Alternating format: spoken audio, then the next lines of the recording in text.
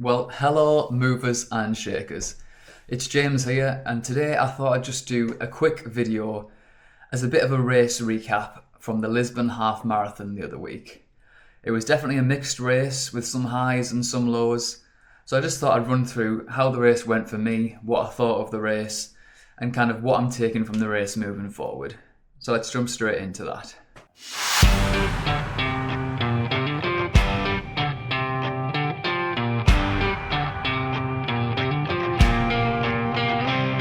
So the main thing is my result from the race. So I finished just outside of 2 hours. I got 2 hours, 2 minutes and about 20 seconds. And this was, I'll admit, quite a bit slower than what I was aiming for. I was hoping for at least 1:55, but realistically I thought I could go a little bit faster than that. So 2:02 is still technically a half marathon PB for me. I've only ran trail half marathons and hilly courses before, so it was still a big PB for the half marathon, but it really wasn't what I was aiming for.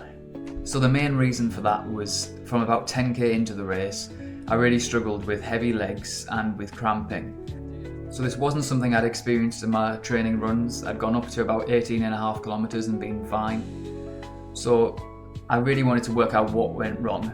And the main thing I think was probably hydration and nutrition, the absolute basics.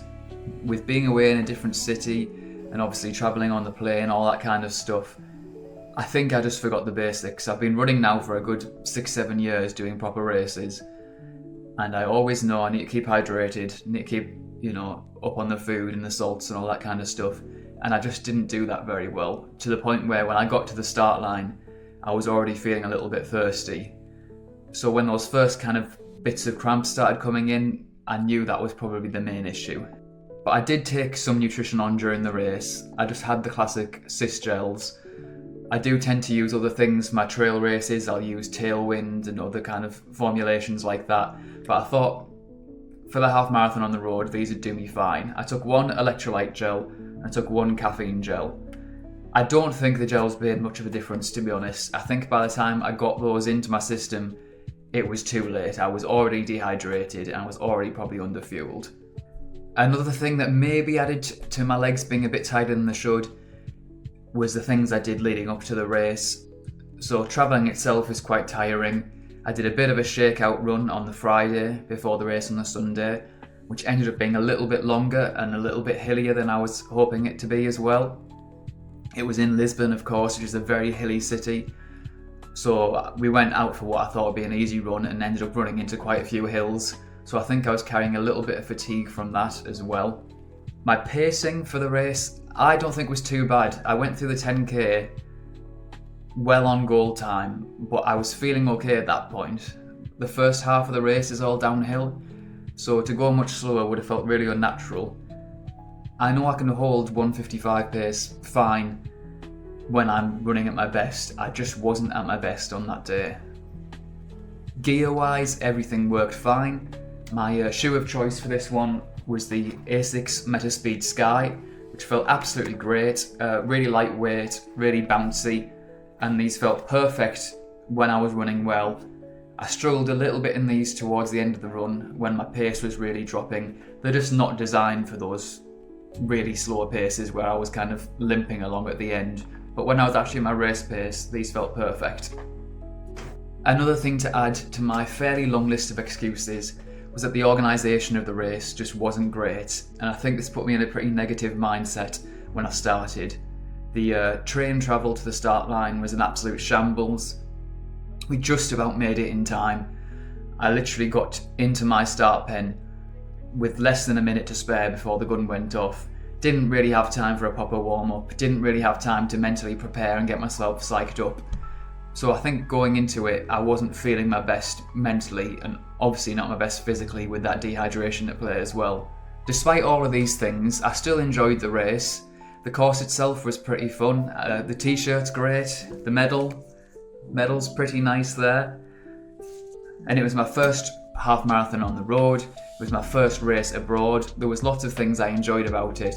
My performance just wasn't quite where I knew it could be, which left me a little bit disappointed.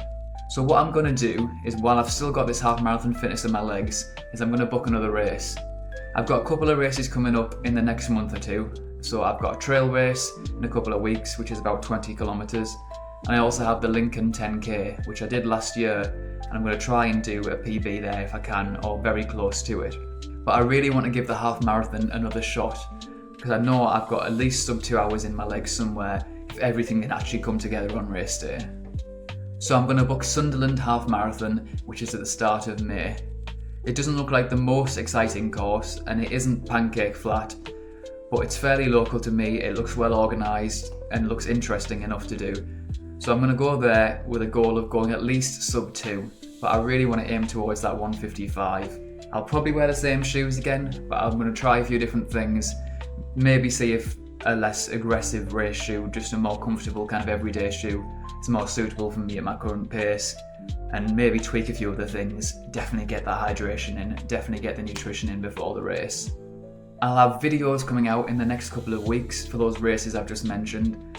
And after Lisbon, I'm just going to try and take this all as a bit of a learning exercise. It's so easy as runners to beat ourselves up when things don't go right, to say we're not good enough, to compare ourselves to other runners.